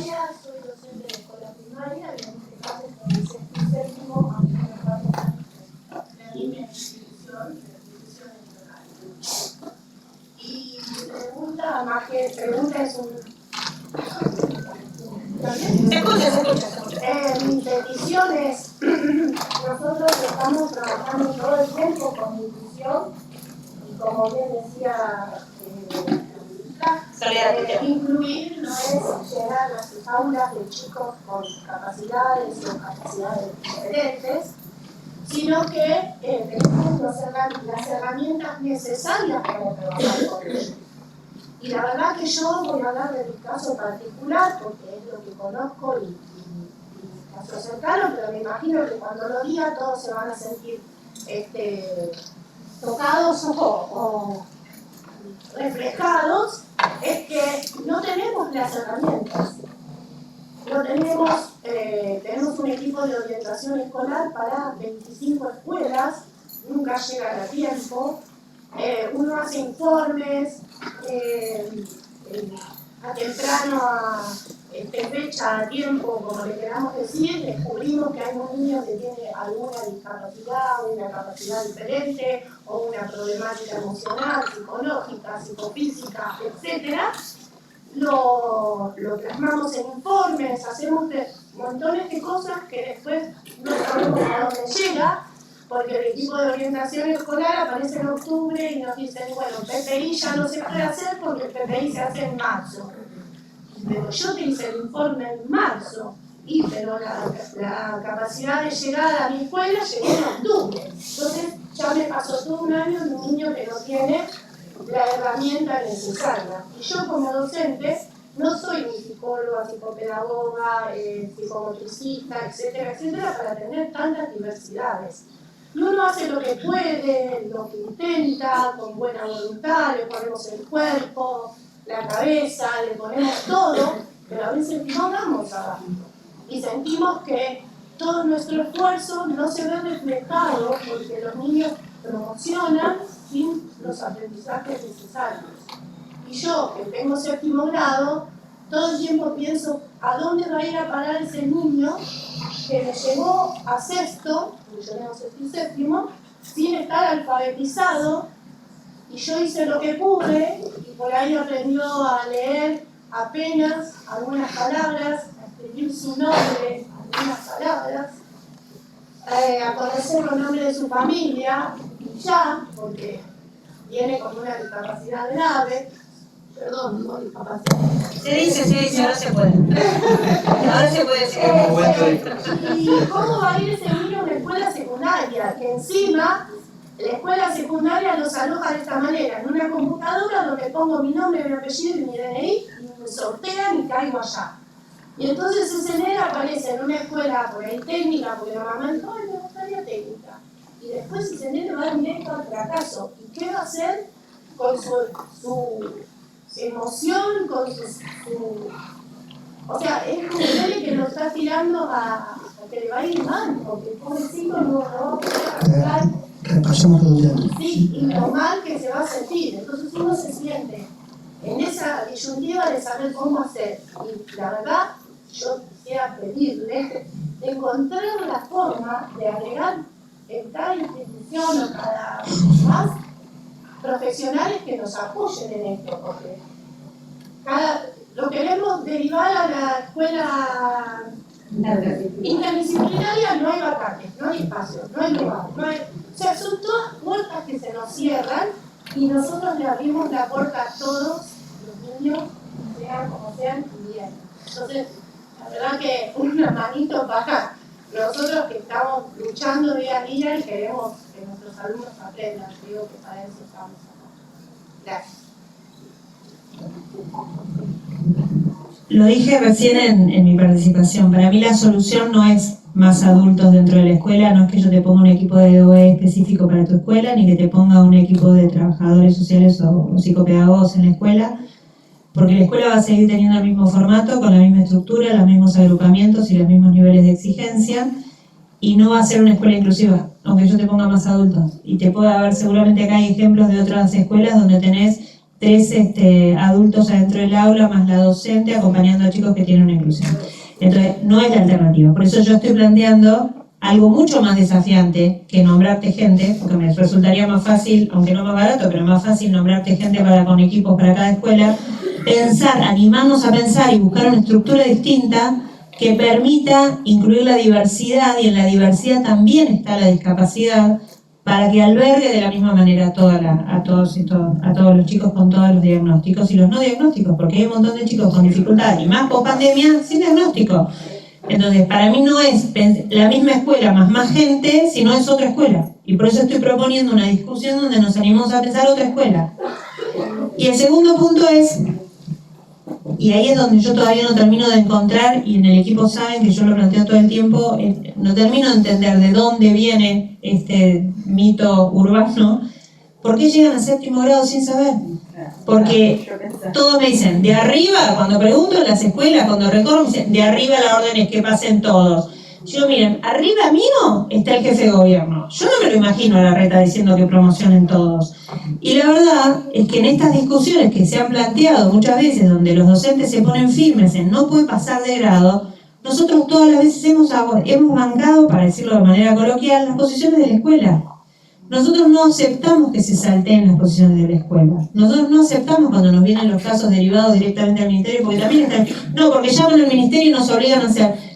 Díganme los casos, tráiganme los casos, porque cuando me llegan al ministerio, lo que yo digo es que esperen en la escuela, resuelvan en la escuela, se tiene que resolver en la escuela, salvo que haya un caso flagrante, salvo que haya un caso de abuso de autoridad, digo, pero es la escuela el espacio donde se define. Entonces tampoco es que nosotros desautorizamos las posiciones, al contrario, yo estoy para bancar las posiciones de los docentes que se animan a decir, no pasa de grado porque no sabe. Entonces no te puede llegar un chico a 7º grado que no haya tenido PPI antes y necesitaba PPI y que no pueda ni leer ni escribir estando en 7º grado. Porque es verdad, después va a tener una secundaria, una historia secundaria distinta. Igualmente, igualmente no. Si ustedes quieren decir algo. No, ella quería hablar. Sí. Mónica. ¿Qué tal? Un placer estarlos a los tres desde ya. Ay, sí. Más fuerte. Hoy fuerte. No, hay un tema que a mí Presentate, porque algunos te conocemos, pero todos no. todos. Bueno, yo soy Mónica Almada, directora de escuela primaria, compañera de muchas de las personas que están aquí, de la universidad. Estamos ahí a punto. ¿Parece? Sí. Dale, bueno, yo voy a hablar, que te quiero. Estamos en la Corte 1 a punto de recibir. ¿No estás aprendido? Sí. Estamos a punto de recibir en la licenciatura en gestión de instituciones, muy contentos y contentas atravesando este momento, la verdad que es único. De paso agradezco, yo una vez se lo dije a Soledad y también se lo dije al rector y al equipo de docentes de la universidad, pero aprovecho para decirlo en público a aquellos que no conocen lo que lo que sucede en la universidad. En particular, agradezco el poder ser hoy una universitaria. Estoy en un camino, lo digo para que los profesores escuchen y en su paso me aprueben. Que a los 50 años pueda ser ejemplo para mis hijos aún, porque antes no lo pude pagar, esa es la realidad, y no podía hacerlo. Creo que es lo que me movió a hacerlo, esta oportunidad, primero de apoyar a la ciudad, porque creo que todos los niños deberían llegar a la universidad sin duda alguna. O sea, no un país que piensa algo diferente y una escuela diferente debe proyectarse en una universidad. Entonces, cada localidad para mí debería tenerla. Bueno, tengo universidad agradecida por darme esta oportunidad y ojalá haya podido dar de mí lo mejor, que es lo que intenté. Una de las preguntas, ahora sí, es... durante mis 33 años de carrera docente siempre me preocupó una temática que al principio sentía que era como común, o sea, por esto de los momentos históricos vividos y los contextos políticos tan arraigados, yo sentía como en los primeros años de docencia que era común, que había nenes que podían y nenes que no, ¿no? Esto era como algo común. Después quedaba en la voluntad de cada docente acercarse o no a estos nenes que había que estar un poquito más encima, mirando lo que hoy llamamos trayectorias, que antes no se llamaban así. Y bueno, y dependía del docente y de la buena familia o no que tuviera, que buena familia o no. Son todas preguntas, como dice Soledad, son palabras hoy muy susceptibles y que a veces si las nombramos duelen y nos duelen. Hacer visible duele, porque hay que tocar esas partes que se invisibilizaron por mucho tiempo. La pregunta es en este sentido, ¿no? Y lo digo puntualmente, lo pregunto a ustedes y a los docentes. Es como una pregunta que me hago yo como docente cuando empecé a darme cuenta. Hubo un momento en mi vida que hubo un quiebre en mi carrera y empecé a entender que todos los niños aprenden y que eso iba a depender del docente que estuviera enfrente. No de los recursos, acuerdo completamente con lo que dijiste, y Soledad lo sabe porque lo hemos hablado, esto de los COE es un tema, y creo que la solución no estaría ahí, sino en un esto diferente totalmente.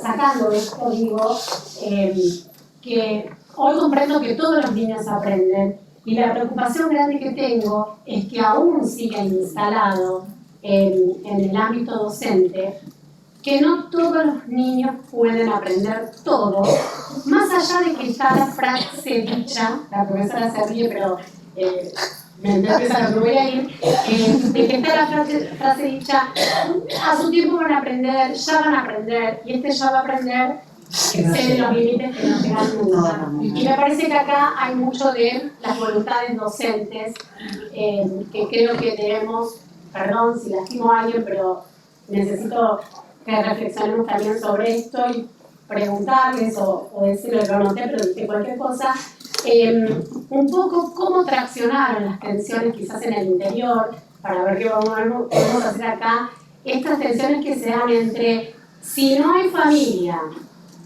que sepa leer y escribir, el nene ya está como predeterminado. Y lo digo porque lo escuché hace muy pocos días en una reunión de docentes y de colegas, ya en otros niveles más allá de las aulas, y estoy preocupada y me preocupa que aún siga esto haciendo ruido. Yo en un momento dije, no podemos decir esto, ¿qué estamos haciendo? ¿Podemos pensar que un niño no va a aprender porque creció en un contexto más vulnerable o en un barrio de villa, o no me gusta decir villa, pero en un barrio con otras características que no serían las adecuadas, ¿no? O en contexto de adicciones. Mónica, vamos redondeando una pregunta, ¿sí? Esa es la pregunta. ¿Cómo traccionaron ustedes en el interior con esta mirada docente para que se revierta? No sé si estoy clara. ¿Estás segura? Sí, muy clara. A ver, yo creo que Sarmiento dice una cosa muy particular en un discurso en el Congreso. Dice que la educación es la única de las ramas de la actividad humana donde no funciona la ley de la oferta y la demanda. Dice, el que tiene hambre pide comida, el que se enferma pide salud, el que es ignorante no pide educación. Al revés, la valoran mucho más quienes ya la tienen. Y ahí viene el papel esencial del Estado de poner a disposición. Por eso creo que tenemos que tener escuelas potentes. Yo dije recién que el pediatra de mis hijos decía que el curandero cura al que se iba a curar igual. Es lo que vos decís del chico que va a aprender igual. Es decir, el chico de cierto entorno es muy probable que va a aprender igual. Creo que esa escuela potente le da al chico que no tiene ese entorno lo que necesita. Y es ahí donde viene, me parece, el tener un programa de alfabetización, el tener, a ver, yo lo tenía anotado, en realidad después dije cualquier cosa, pero tenía anotado un esquema, me pasó lo mismo que vos. Y en ese esquema yo planteaba que es necesario tener un programa consistente. Me gustó que Soledad se despachó con todo. Yo, como soy de afuera, vine y traté de ser prudente. En realidad suelo ser mucho más imprudente de lo que fui. La verdad que creo que hay un problema ideológico de fondo. Se ha instalado en la sociedad ese pobrismo, esa cuestión de que no se puede exigir, de que no tiene que haber meritocracia, de que no tiene que haber orden, de una cantidad de cosas. Pero a mí me parece que esto se quiebra en el momento de los resultados, en el momento de ese chico que en 7º grado no está alfabetizado. Entonces ahí es donde se termina el cuento y donde se termina el verso, y donde me parece que tenemos que ponernos de alguna manera todos codo a codo y ser muy exigentes, de decir, bueno, a ver, por eso me pareció bien lo que dijo Soledad. No es de decir por decreto es este método. Yo sé el que me gusta porque además me dio resultados. Pero de todas maneras creo que si vos lo querés hacer con otro, mostrame resultados. O sea, yo te digo, mira, tengo este y tengo estos resultados. Y vos tenés este otro que lo hiciste durante 30 años y así estamos. Entonces, mostrame que con ese otro también tenés resultados y vamos para adelante. Yo te acompaño en el que quieras. De hecho, por ejemplo, hoy la provincia de Mendoza discute el hacer una ley de alfabetización para garantizar los recursos, para garantizar... Y una de las discusiones es, ¿se puede poner en una ley un método? Yo estoy convencido que no. O sea, no voy a propugnar que se lo ponga porque estoy convencido que no, sería un disparate, pero hubo quien lo quería poner por ley. ¿Me entendés? Entonces, lo que yo creo que lo que sí hay que propugnar es, desde la gestión política, tener una cosa potente y ir consecuentemente por ahí. ¿Qué significa consecuentemente? Y no solo hacer las capacitaciones, sino comprar los libros, hacer la evaluación, hacer todas las cosas que hay que hacer. Y de hecho también en Mendoza se hizo un diseño curricular de primaria nueva para poder hacer todo esto.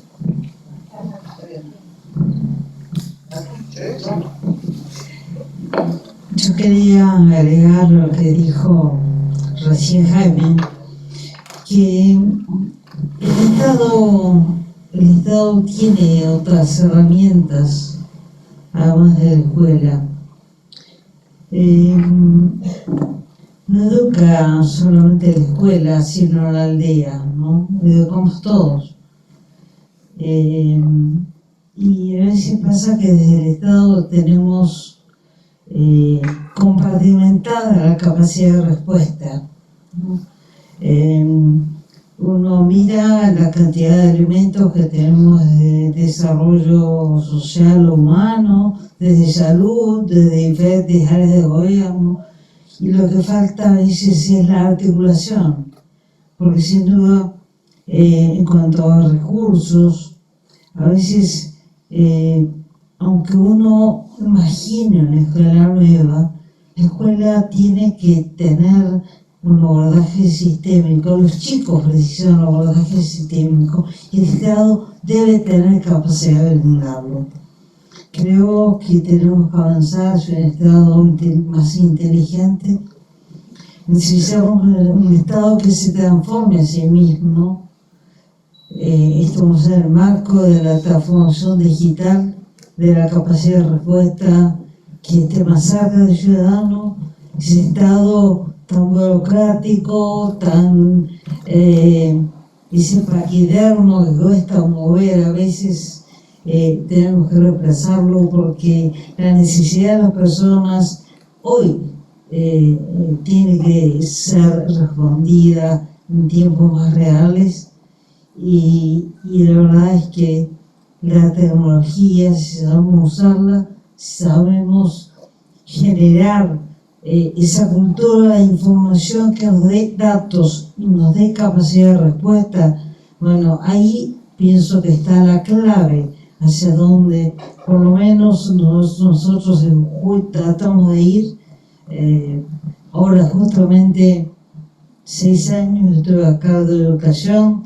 A partir de fines de año pasado estoy a cargo de modernización, justamente para que se modernice el Estado y somos capaces de transformarnos en servidores más cercanos a la gente y más sistémicos en la capacidad de respuesta.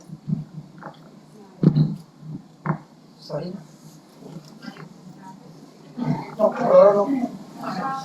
tengo una consulta para los tres de algo que tanto Isolda como Soledad mencionaron al pasar, que tiene que ver con la estructura nacional que tiene la educación en nuestro país y lo que fue delegado a las provincias y a la ciudad autónoma.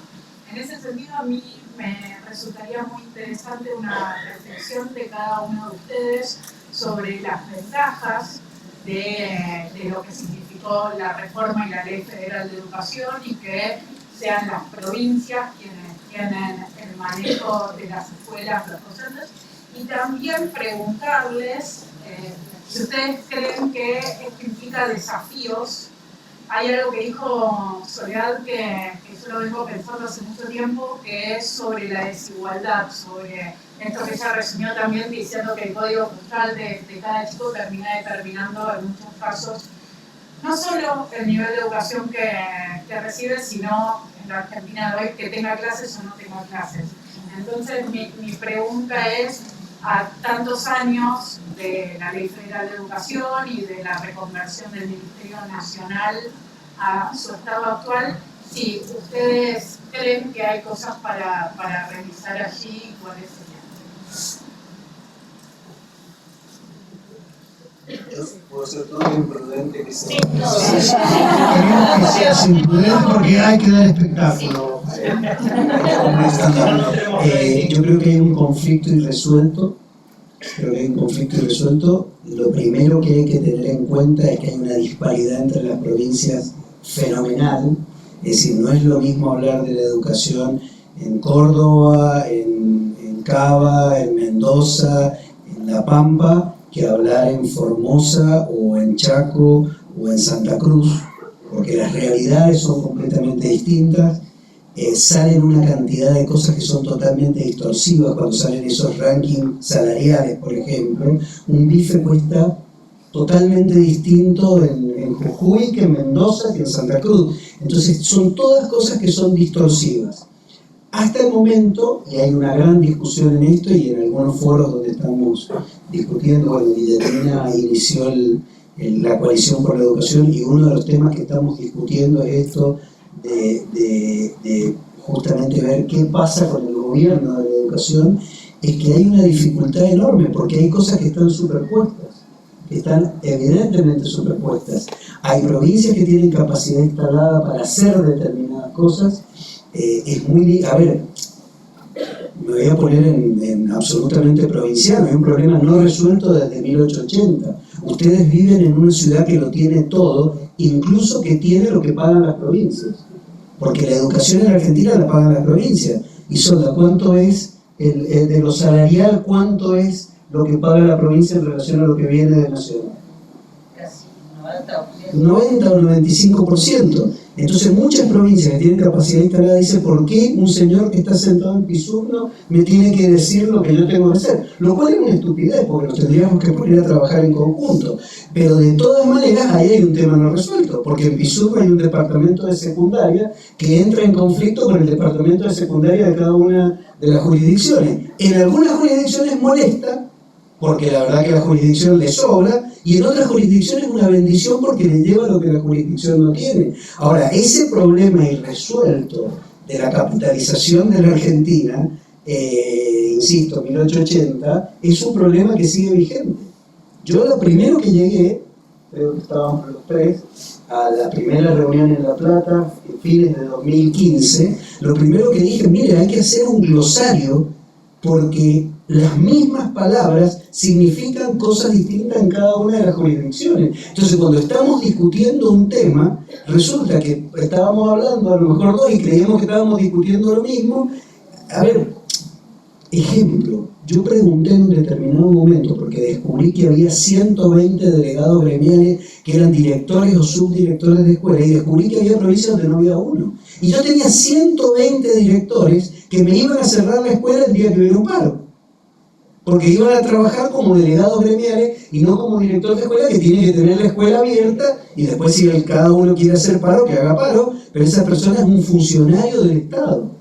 Entonces se dan cuenta que está la diversidad nunca resuelta, no resuelta por la ley federal, no resuelta por la ley de 2006, porque hay ciertas cosas, como en esto que se esconde de lo que no funciona y lo que no se dice, hay ciertas cosas que no están resueltas y que nadie se anima a ponerlas sobre el tapete, como nadie se anima a poner sobre el tapete. Ustedes recuerden que en la reforma de la Constitución del 94 hubo un problema de la coparticipación federal.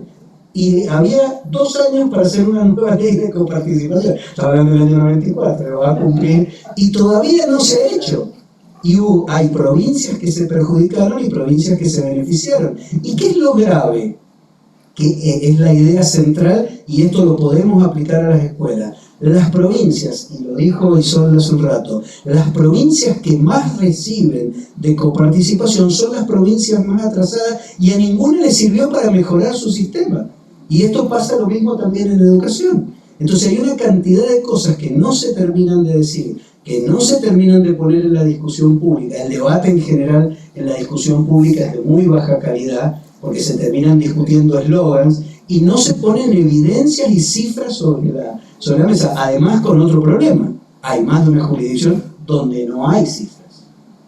Porque otro de los fenómenos, me gustó que usaste lo del populismo, yo no me animé a usarlo, pero una de las cosas del populismo es que para bancar la mentira populista no tiene que haber información, porque apenas hay información uno empieza a ver que donde le dicen que es blanco en realidad es negro, y que lo que es blanco es el relato, es el discurso, pero no la realidad. Entonces es imposible modificar la realidad si no se la asume, si no se la afronta y si no se ven las enormes dificultades que hay. Es decir, yo les aseguro, a ver, en esta ciudad uno pega un golpe así y salen especialistas de todo lo que se le ocurre. Hay ciudades donde no hay uno solo.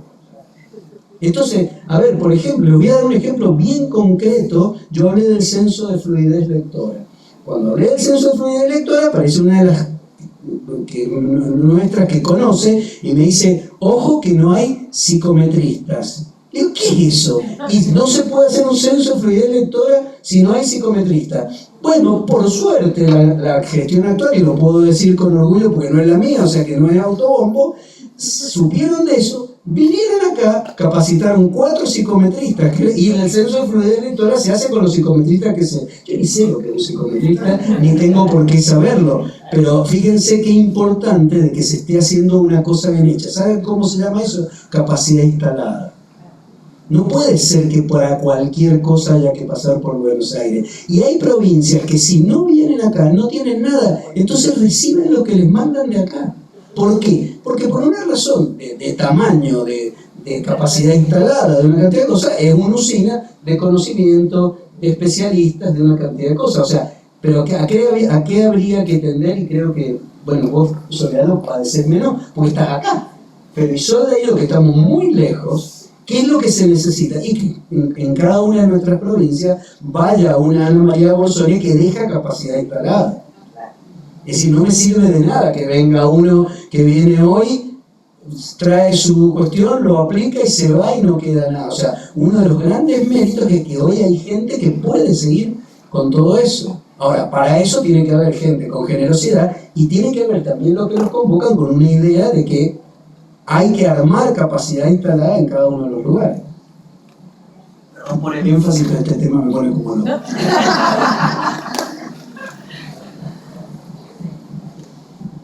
¿Otras preguntas?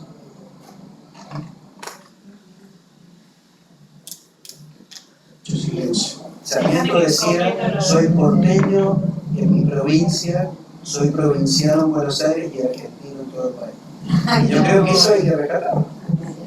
Agrego un poco este concepto que para mí es clave y el próximo gobierno que le toque asumir la responsabilidad de conducir la Argentina y quien esté en el Ministerio de Educación tiene que poder proponer esta discusión del gobierno educativo, de lo que yo llamo el malentendido federalismo educativo. Así como hay cosas que se repiten y no es claro, hay otras cosas que sí están y que nunca ha habido el coraje suficiente de usarlas, porque la validez de los títulos sigue siendo nacional. Ah, claro.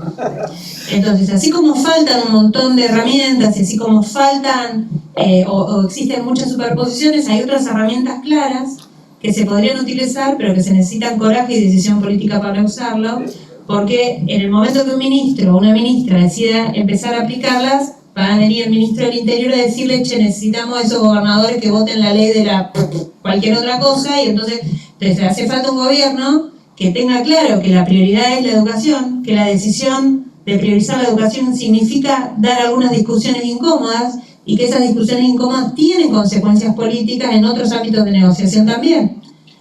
Porque no pasa todo por la plata, no pasa todo porque venga un Ministerio de la Nación y te ponga más plata y te condicione a un programita con esa plata. Porque el 70% del presupuesto del Ministerio de Educación de la Nación se va a universidades. Con el 30% restante no se hace nada. Y porque vienen acá a Capital y me dicen, vos tenés que hacer este programa, y yo le digo, quédate con la plata, no me sirve, yo hago esto otro que quiero. Digo, ahora... No, yo le digo, trae la plata.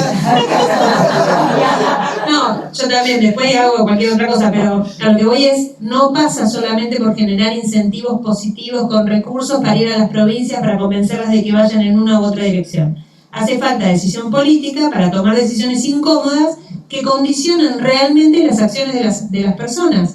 Y que ante situaciones extremas hay cosas que sí hay que pensar, y ustedes si lo están pensando, después chúmenme que están pensando, pero hay que pensar en situaciones extremas como la de Chubut, cuando durante 3 años nadie le garantizó a la familia de Chubut que sus hijos puedan ir a la escuela. ¿Qué tiene que hacer lo que no tiene que hacer un gobierno nacional? Porque irse a sentar a negociar una paritaria no es la única manera. Tiene que haber algún otro instrumento con mayor decisión y vocación política para solucionar ese problema. Porque cuando hablas con la madre de Chubut, te querés matar. Porque en Chubut ni siquiera hay educación privada. Con lo cual, si una familia decide que todos sus ahorros y toda su plata la ponen para la educación de sus hijos, tampoco lo pueden hacer. Porque han generado los mecanismos institucionales suficientes para que nadie pueda abrir una escuela privada. O haya 2 que están explotadas. Entonces, me parece que también la discusión de la gobernanza del sistema educativo significa una discusión de las prioridades de un gobierno cuando asume, y dar estas discusiones incómodas. Este tema es central. Ninguna de las cosas que ustedes quieren y pueden hacer se puede hacer sin gobernanza del sistema.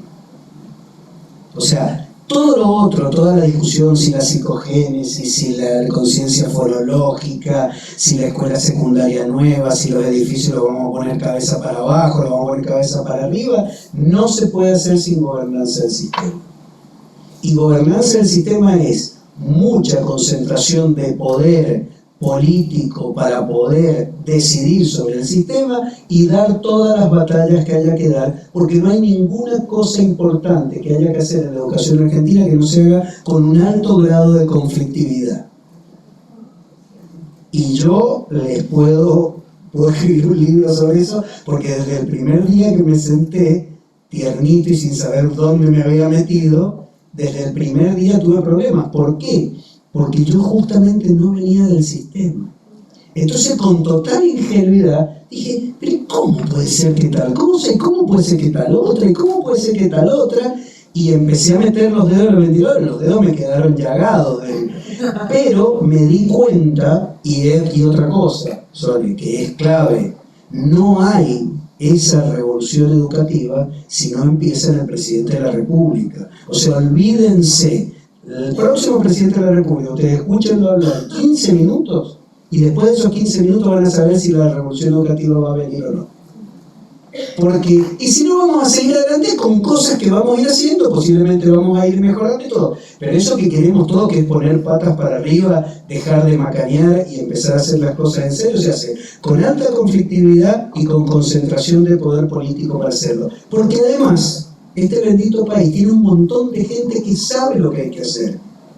Esos especialistas, y les recomiendo un libro que acaba de publicar el ministro de Hacienda de Córdoba, que se llama la vacuna contra la decadencia, es lo que él plantea es una hipótesis básica. Dice, el problema no es el de los técnicos están, los técnicos que nos dicen lo que hay que hacer están, lo que no hay es lo que dijo Sole recién, es la decisión política de ejecutar esas cosas que hay que hacer, que no la van a ejecutar los técnicos.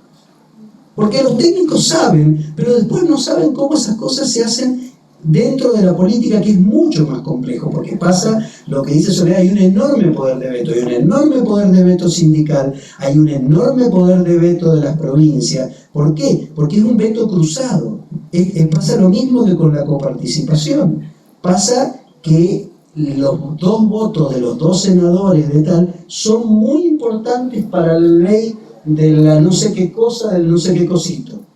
Entonces después, cuando se necesita eso para la ocasión, dicen, no, mirá, hacelo después. Y la verdad es que hay cosas que son urgentes. Es decir, hay cosas en la Argentina que son escandalosas. Que un chico llegue a 7º grado, haya pasado por toda... Porque además, ojo, pasó por todo el sistema, con el gasto de la luz, del gas, del docente, de la escuela, de esto, del otro, de Maya, y no sabe leer. Entonces, ahí sí. Pero de hecho, llegamos a donde llegamos por estas dos cosas, porque hubo una gobernanza muy totalitaria y en años de mucha concentración política de poder. Entonces, a nivel nacional, no, yo digo para hacerlo bien. No, bueno. Vos decís que hubo eso para hacerlo mal. Yo digo para hacerlo bien.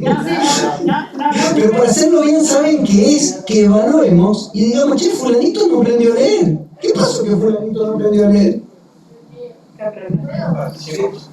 Perdón.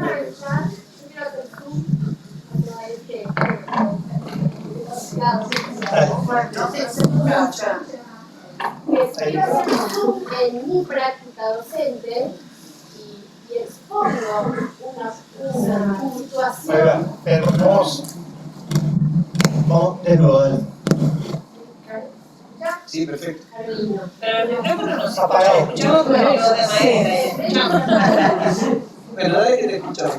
Bueno, quiero hacer zoom al problema que ahora abrieron a nivel nación. Si yo a la escuela, yo digo como docente, este nene no puede tener aprobada la práctica del lenguaje, y me encuentro con una conducción que no responde, este nene no puede tener R, no puede tener lo suficiente. Entonces ahí yo tengo una barrera. Una barrera.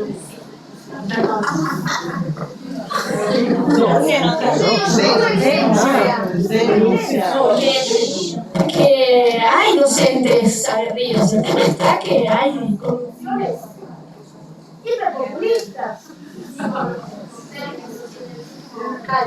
En nuestro poder de acción. Yo tengo evidencia, me la guardo, la puedo apostar a la familia, puedo decir, no progresamos, necesitamos de un equipo de orientación, lo que fuere, y trabajando juntos, porque a veces se dan esos recursos, no avanzamos, y ahora nos hacen modificar los informes, creando la terminología, ya no dice, repetir, se dice permanecer. Sí, para no avanzar. Permanencia. Respeto, pero el nene se mira y dice, sí, quedaste acá, permaneces, cuida tú, pero sí, yo te entiendo. El punto es que no nos permiten hacer que el niño permanezca. Y si hay menor porcentaje de permanencias, esa escuela habla mejor de ella. Y esta no es la primera Sí, perfecto. Es clarísimo. Entonces, ¿qué hacemos? Yo puedo hacer que mi mujer esté condicionada. Y este es un ejemplo de condicionamiento, ¿no? Así que podemos Bien. abrir el paraguas. Vamos a un par de preguntas más. Una por ahí.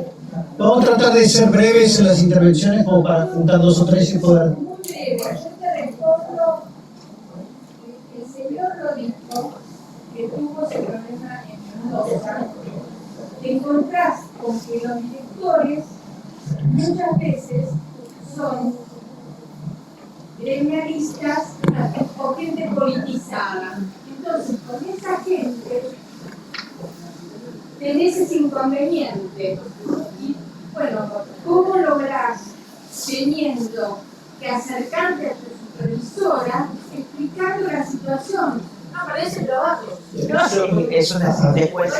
Yo, a ver, bueno, sí, Porque no le voy a esquivar el traste a la leyenda.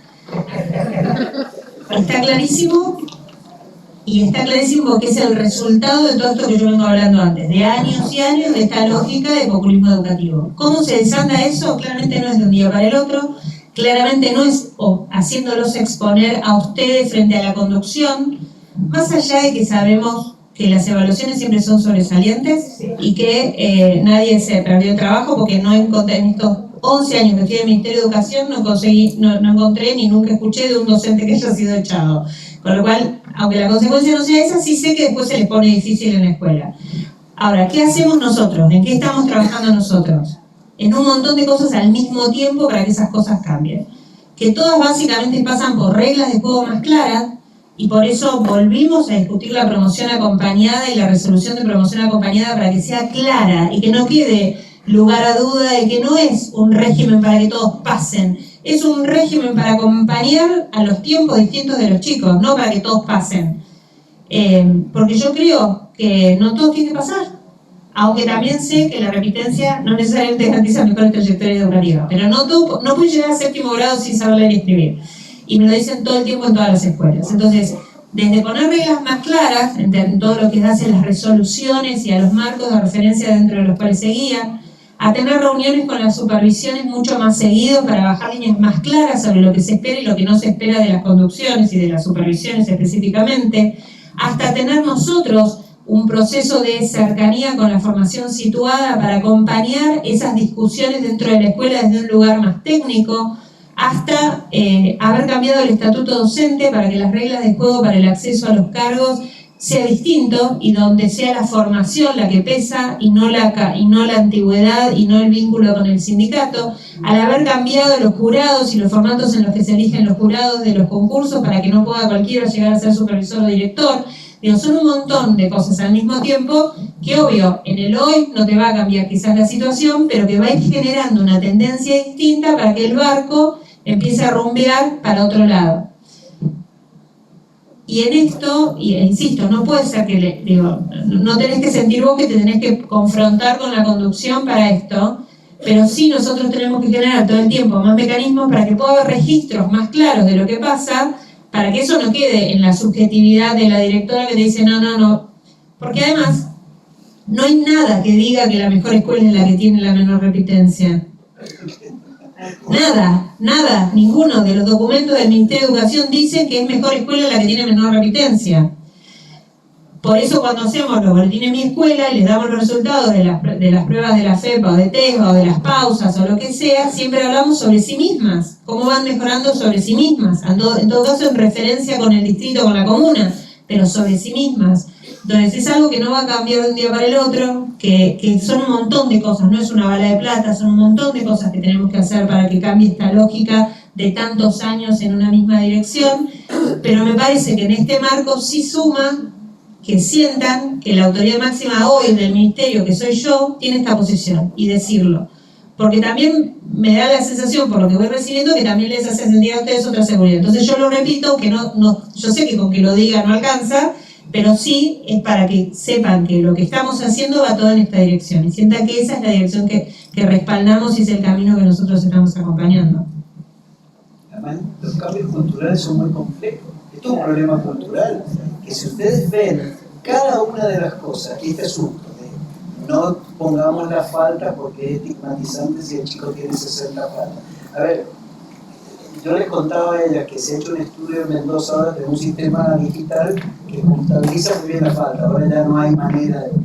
Bueno, tenemos en 2019, en primaria, un promedio de 110, 120 días de clase reales. Entonces, esa discusión de si 180 o 190 es un cuento chino.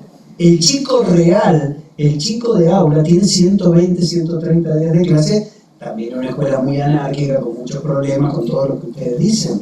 Entonces, para cambiar eso es una cosa muy compleja, y lo que se necesita es gente con decisión de política, con decisión de trabajo en las escuelas y con sentido común, y no engañarnos, y evaluar todo lo que hay que evaluar. Y a ver, si yo no hago leer a un chico y el chico no lee, por más que yo lo haga pasar de la... Por eso es muy importante evaluar, y por eso esa cultura de la nueva evaluación. Ustedes recuerden cuando los primeros a aprender la batalla campal que fue para que se hiciera la evaluación. ¿Por qué no quieren evaluar?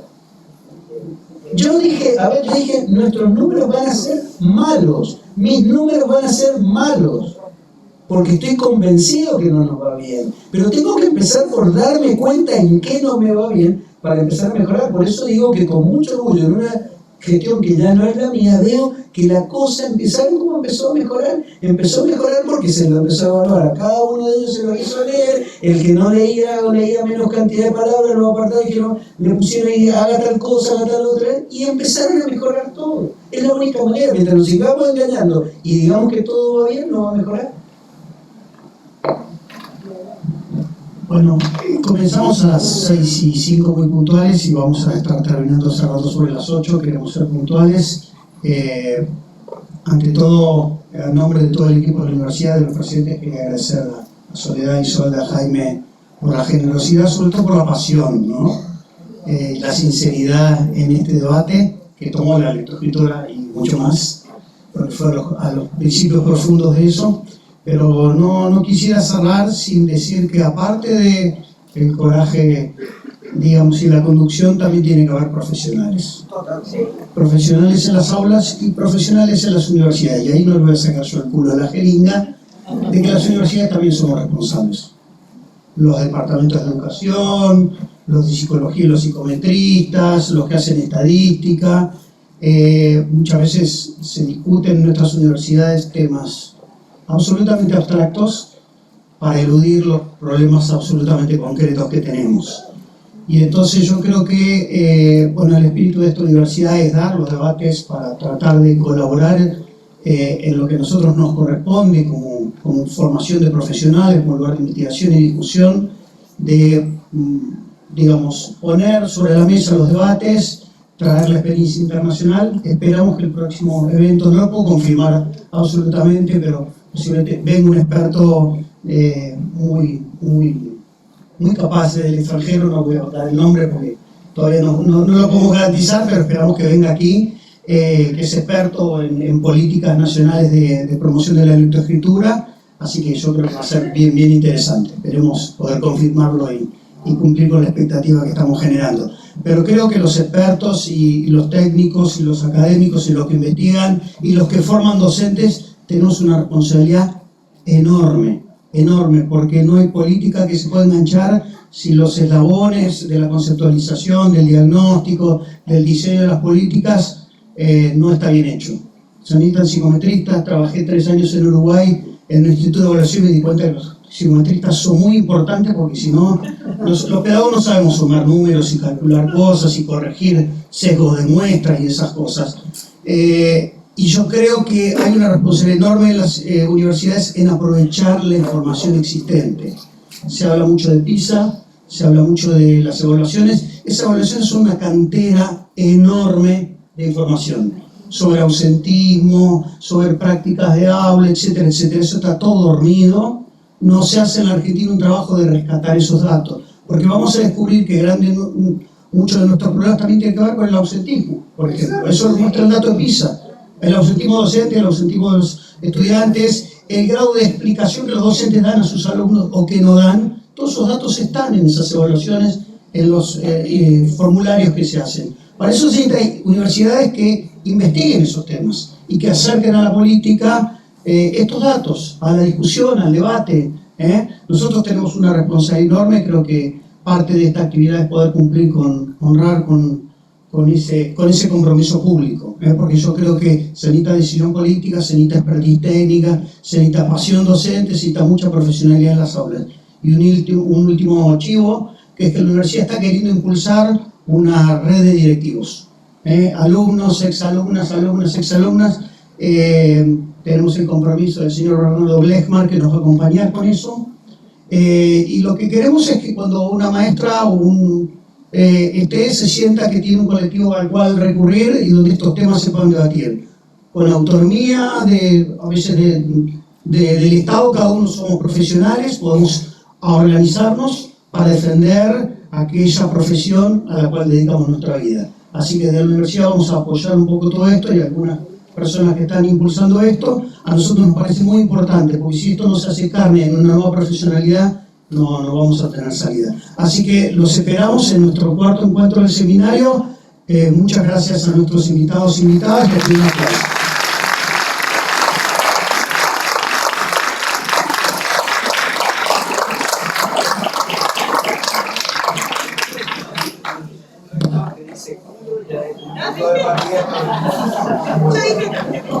Ya